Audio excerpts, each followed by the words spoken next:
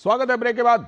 आप देख रहे हैं डीडी न्यूज पर इस वक्त, और अब बात करेंगे इस वक्त के बड़े एजेंडों की। आज सबसे पहले जिस बड़े मुद्दे पर हम खास चर्चा करने वाले हैं वो मुद्दा है जो विपक्षी इंडी गठबंधन की बैठक दिल्ली में चल रही है, लेकिन बहुत सारी चीजें अभी साफ ही नहीं है।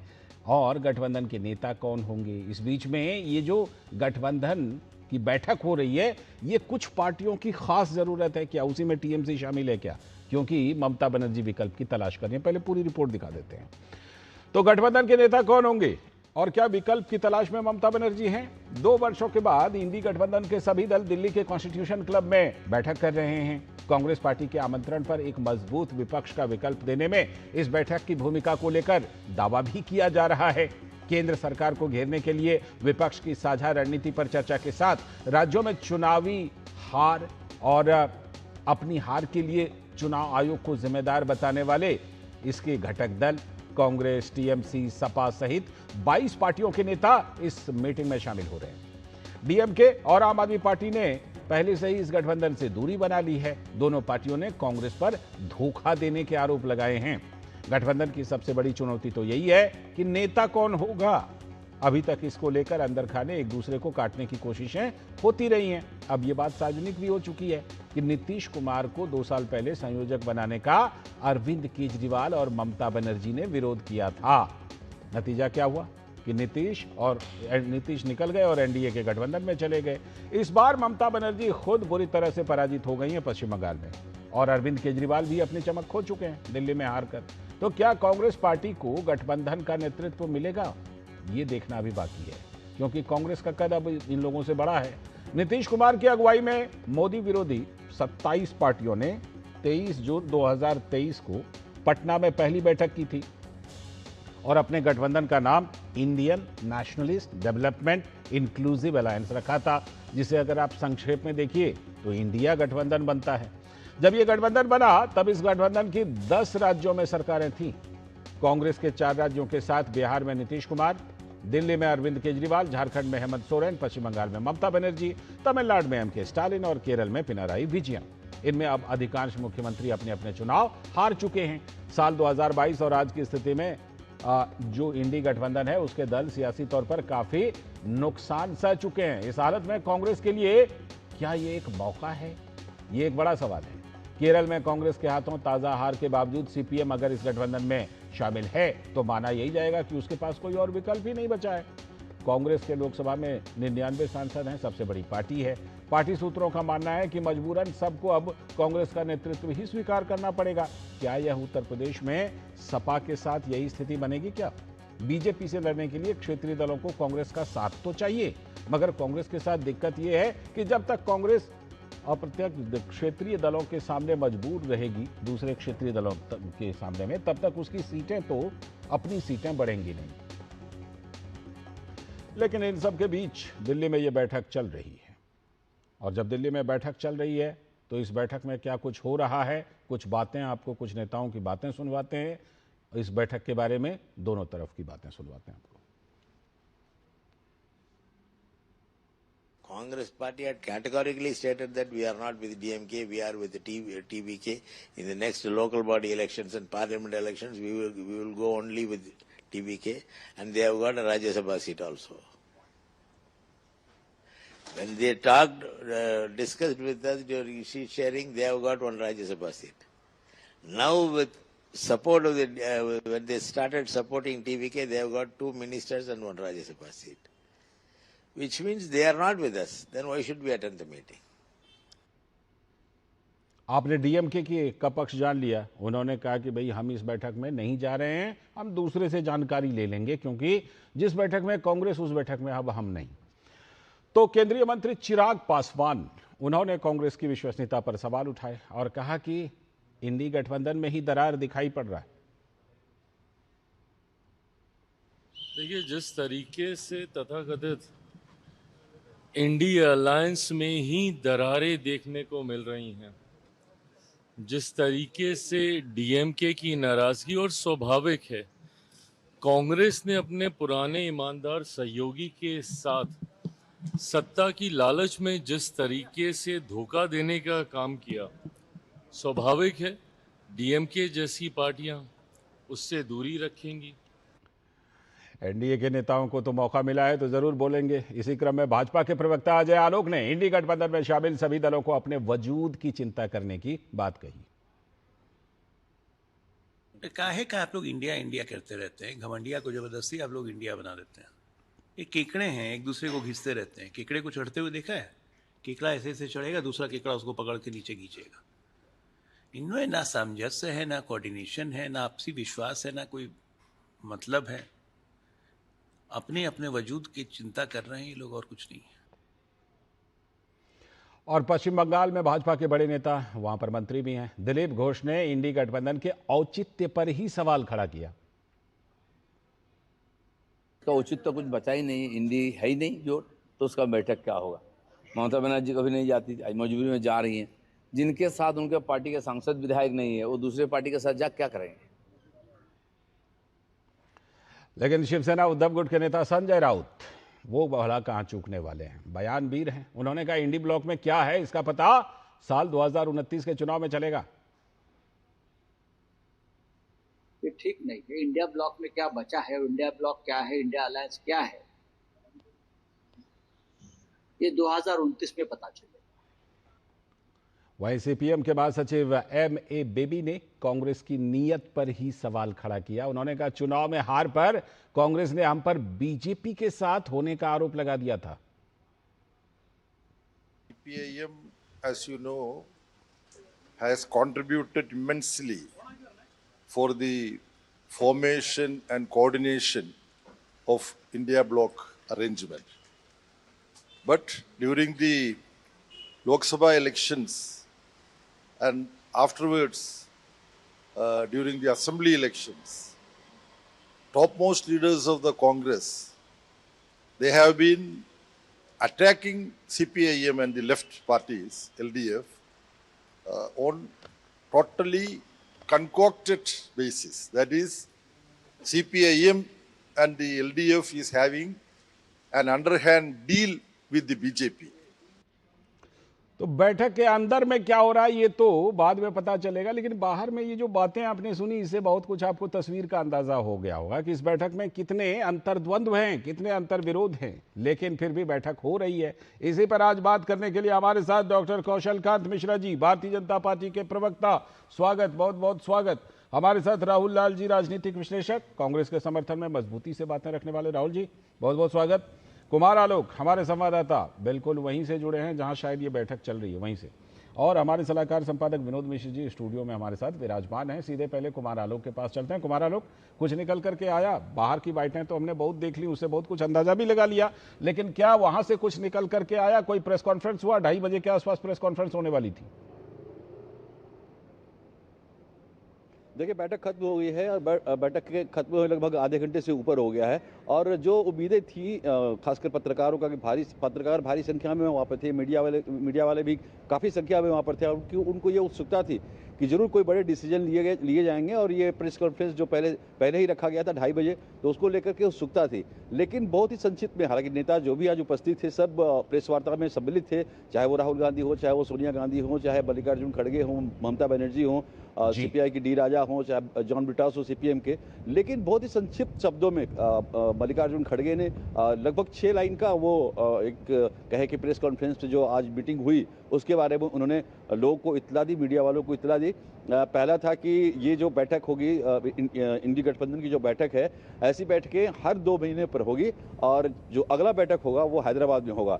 इसके अलावा नीट को लेकर के जिस तरीके से छात्रों के अंदर असंतोष, जैसा कि मल्लिकार्जुन खड़गे बता रहे थे कि इसको लेकर के उन्होंने जो एक रेजोल्यूशन पास किया इन लोगों ने, और प्रधान जो शिक्षा मंत्री उनके इस्तीफे की मांग की गई है। इसके अलावा मानसून सेशन जो आने वाला है, मानसून सेशन में प्रत्येक दिन यानी इंडी ब्लॉक की बैठक हो गई मल्लिकार्जुन खड़गे के कमरे में, जो नेता प्रतिपक्ष है राज्यसभा में, और क्या रणनीति होगी संसद में सरकार को घेरने के लिए। इसके लिए हर रोज संसद सत्र की शुरुआत होने के पहले एक बैठक होगी और एक कोऑर्डिनेशन बनेगा विपक्ष के साथ।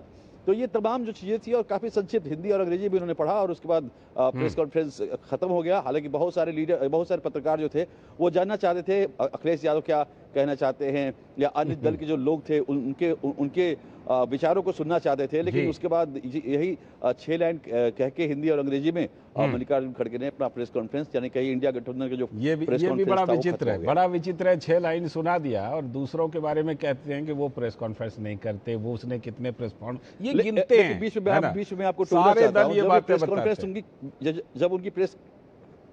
जी मैं लौटता हूँ, आलोक रहिएगा, अभी लौटता हूँ। विनोद जी, 6 लाइन की बातें सुना दी, कोई स्थिति स्पष्ट नहीं। ये बातें भी कुछ, एक तो वो तो एक अलग इशू है कि आप 6 लाइन की बातें सुनाते हैं। कई बार तो लोग जब पूछते हैं तो कहते हैं कहाँ से ये सवाल कहाँ से आया, कौन से ऑफिस ने तय करके भेजा।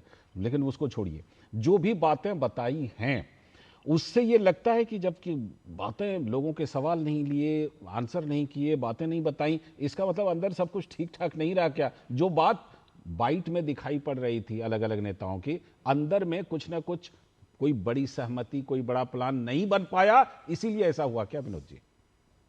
लाल जी, मैं आलोक जी की बात को थोड़ा सा आगे बढ़ाता हूँ। बढ़ाइए। कि इसका टाइमिंग देखिए, कौन क्या बोला नहीं बोला, इससे मुझे कोई लेना देना नहीं है। इसका मैं टाइमिंग आपको बताता हूँ कि कल के बाद प्राइम मिनिस्टर मोदी इस देश में एक नया इतिहास रचने जा रहे हैं। प्राइम मिनिस्टर मोदी पंडित नेहरू के, जवाहरलाल नेहरू के सबसे लॉन्ग टर्म के रहने वाले प्राइम मिनिस्टर का रिकॉर्ड तोड़ रहे हैं, चुने हुए प्रधानमंत्री और इस देश का विपक्ष की हताशा देखिए कि इस अवसर पे वो एक मजबूत विपक्ष और एक मजबूत आवाज के लिए ये इतना इंडिया गठबंधन की कवायद कर रही है। जो ये कुनबे हैं जो अलग अलग तरीके से, अलग अलग विचारों से, अलग अलग आइडियोलॉजी से, अलग अलग रीजन में अपने प्रभाव रखते हैं। और उसके बाद जब आज अभी मैं मल्लिकार्जुन खड़गे जी का प्रेस कॉन्फ्रेंस सुना, तो इसके पूरे ऑब्जेक्टिव को आप समझ लीजिए कि ये बिना किसी तैयारी का ये इंडिया गठबंधन को कांग्रेस पार्टी ने जो एक मीटिंग रखा था जी, खास करके ममता बनर्जी के आग्रह के बाद जी, तो उस मीटिंग में जो पहला जो 6 लाइन के आलोक जी बोल रहे थे, पहला लाइन उसमें मल्लिकार्जुन खड़गे पार्टी के अध्यक्ष कहते हैं कि ये देश में जो चुनाव की प्रक्रिया में इतनी धांधली हो रही है और एसआईआर के कारण जो लोगों के वोट छीने गए हैं, वोट चोरी हुई है, ये सारे दलों ने एक प्रमुखता से रिजोल्यूशन पास किया है कि ये सारे लोग मिलके सीजीआई को, चीफ जस्टिस ऑफ इंडिया को एक पत्र लिखेंगे और उनको देश की हालत और चुनाव आयोग की जो ये मनमानी है उसकी तरफ ध्यान आकर्षित करेंगे। अब ये सवाल है कि कांग्रेस पार्टी और ये 22 दल के लोग जो इस बात को कर रहे हैं जी, उसमें से आप ये देखिए कि कांग्रेस पार्टी अभी अभी केरल जीत के आई है और वो सीजीआई को एक पत्र लिख रहे हैं कि चुनाव में धांधली के कारण और ये लोकतंत्र का ये हो रहा है। वह बताइए, अभी अभी आप देखिए कि ममता बनर्जी चुनाव हार के आई है। अभी अभी आप देखिए कि आपने तमिलनाडु में एक टीवीके का जो सत्ता वहां आई, लोगों ने जनादेश दिया, तो कांग्रेस पार्टी ने एक झटके में आप पार्टी को छोड़ के सीधे टीवीके के साथ चले गए, मंत्री बन गए, राज्यसभा की एक सीट भी उनसे ले ली। तो अब बताइए कि इतने हताशा जो लोगों को दिख रहा है, उसमें कांग्रेस पार्टी के इस आज के आयोजन का मकसद क्या है? ठीक। और देश के विपक्ष के पास में क्या कोई मुद्दे नहीं है जो प्राइम मिनिस्टर मोदी के इन 12 सालों के इस यात्रा में अपना कोई एक ठोस तर्क रख सके कि आपका सीधे सीधे एसआईआर था, दूसरा आप गैस तेल की महंगाई था और तीसरा ये था। आप सोचिए कि यह देश के जनता को पता नहीं है कि यहाँ एक एक बूंद तेल लाने के लिए गवर्नमेंट को कितनी मशक्कत करनी पड़ती है और सभी एक एक गैस सिलेंडर लोगों के घर पहुंचाने के लिए इस देश के पूरे सिस्टम को आप कितना उसके लिए पापड़ बेलना पड़ता है। ये देश को पता नहीं है 3 महीने से जो हरमुज स्टेट पे जिस तरह के घमासान चल रहे हैं और विपक्ष कह रहा है कि इसका जवाब है, इसका जवाब इंटरनेशनल सिनेरियो आपका दे रहा है। तो साफ कह सकते हैं कि आपके पास कोई तैयारी नहीं थी, आप बिना मतलब के एक हेडलाइन ले रहे थे और वो हेडलाइन करके आप सब चले गए। ठीक, हेडलाइन करके चले गए, वो हेडलाइन में 6 लाइन सुना दिया। हाँ, कई बार तो हमारी हेडलाइन 6 लाइन से ज्यादा बड़ी होती है। राहुल लाल जी 6 लाइन की हेडलाइन सुना के चले गए भाई। अब बताइए जरा, कह रहे हैं सीजेआई को पत्र लिखेंगे, क्या पत्र लिखेंगे कि केरल में हमारी बड़ी अच्छी जीत हुई? क्या पत्र लिखेंगे कि तमिलनाडु में हम सरकार में शामिल हो गए? क्या पत्र लिखेंगे राहुल लाल जी? और तब पत्र लिखेंगे जब एसआईआर के पूरे मामले की, बिहार के एसआईआर से लेकर अब तक सुप्रीम कोर्ट सुनवाई कर चुका है, सीजेआई इन्वॉल्व उसमें हो चुके हैं, अब फिर सीजेआई को पत्र लिखेंगे। यही करने के लिए ये मीटिंग थी क्या राहुल लाल जी? देखिए लालचंद जी, आपके सवाल के उत्तर पे तो मैं आऊंगा ही, लेकिन सबसे महत्वपूर्ण चीज की इंडिया अलायंस की जो ये 7वीं बैठक हुई है, वो एक बड़ी ही महत्वपूर्ण समय में महत्वपूर्ण बैठक हो रही है। जिस समय देखिए इसको लेके कहा गया कि अभी कि भाई उन्होंने 5 बड़े बड़े रेजोल्यूशन वहां पे पारित हुए हैं उसमें, और सोच के देखिए 22 दल भाग नहीं ले रहे हैं इसमें, कांग्रेस समेत 24 दल भाग ले रहे हैं, यानी कि 25 दल यहाँ पे भाग ले रहे हैं। और देखिए जो लोग आज डीएमके को लेके, भारतीय जनता पार्टी के लोग बड़ा परेशान है वो कि भाई डीएमके क्यों हट गई। अरे आप लोग तो कुछ समय पहले तक तो बड़े जोर शोर से कहते थे कि डीएमके जो है कि सनातन विरोधी बयान देती है। उस परिस्थिति में भाई डीएमके को समझाने का प्रयास किया गया, वहां पे कांग्रेस को दूसरे विकल्प मिले, तो वो उस प्रकार के वैसे जो सनातन विरोधी बयान दे रहे हैं उनके पास क्यों जाएंगे वो? भैया दूसरा विकल्प मौजूद है वहां पे तमिलनाडु में। नहीं, वो तो अभी डीएमके को लेकर कुछ कह ही नहीं रहे, वो नहीं कह रहे कि हमारा डीएमके से कुछ हो रहा है। भारतीय जनता पार्टी वो तो उन पर सवाल तब उठेगा जब वो डीएमके को अपने साथ ले लेंगे कि भाई सनातन विरोधी बयान देने वालों को कैसे ले लिया अपने साथ में, वो उस दिन सवाल उठेगा। अभी ये बताइए, अभी बताइए कि क्या यही करने के लिए किया था? और नहीं इसका अगर आप कह रहे हैं 5 रिजोल्यूशन हुए, उन 5 रिजोल्यूशन को लेके अगर पत्रकार कुछ सवाल पूछना चाहते थे ले लेते, सवाल जवाब देते, क्या दिक्कत थी? असुविधा कहां हुई, असहज कहां हुए? कहीं पे भी इंडिया अलायंस असहज नहीं है, बल्कि इंडिया अलायंस से असहज है भारतीय जनता पार्टी और एनडीए का खेमा। अच्छा, क्योंकि देखिए इन लोगों को पता है 17 अप्रैल की वो तिथि, ऐतिहासिक तिथि हम लोगों को याद है, जब परिसीमन को लेकर एक संविधान संशोधन लेकर ये लोग आए थे सदन में, और विपक्षी एकजुटता, इंडिया अलायंस की एकजुटता ने सरकार को रोक दिया था। मैं पूछता हूं कौशलकांत मिश्रा जी से कि बीजेपी और एनडीए कितनी डरी हुई है इस बैठक से? ये जो इंडी गठबंधन की बैठक दिल्ली में हो रही है, कौशल जी कितने डरे हुए हैं आप लोग इस बैठक से, बताइए। अगर आप लोग टीवी प्रोग्राम न करें तो इस बैठक का कोई वजूद ही नहीं है, देश को कोई फर्क ही नहीं पड़ता, सिर्फ इतना ही डरे हुए हैं। अभी मेरे मित्र ने बोला कि चूंकि डीएमके सनातन का विरोध करती थी, शायद इसलिए कांग्रेस ने छोड़ा, यही तो मतलब निकला, अगर मैं सही समझाऊं। क्या आप सब सहमत हैं ना? कहने से काम थोड़े ना चलेगा। प्रियांक खड़गे खुले तौर पर वहां पर, प्रियांक खड़गे और कार्ति चिदम्बरम खुले तौर पर समर्थन करते थे उन बयानों का। मैं तो सिर्फ ये पूछना चाह रहा हूं, मैं अपने वो रिकन्फर्म कर रहा हूं कि यही तो मतलब वो कहना चाहते हैं, चूंकि ये सनातन विरोधी थे इसलिए छोड़ा, यही कह रहे हैं ना आप लोग? हाँ तो करिए राहुल। कौशल जी, मैं खुल के समझा ले रहा हूँ ना कि बिल्कुल वही कारण है। यही सुनना चाहता था, यही सुनना चाहता था। अरे सुन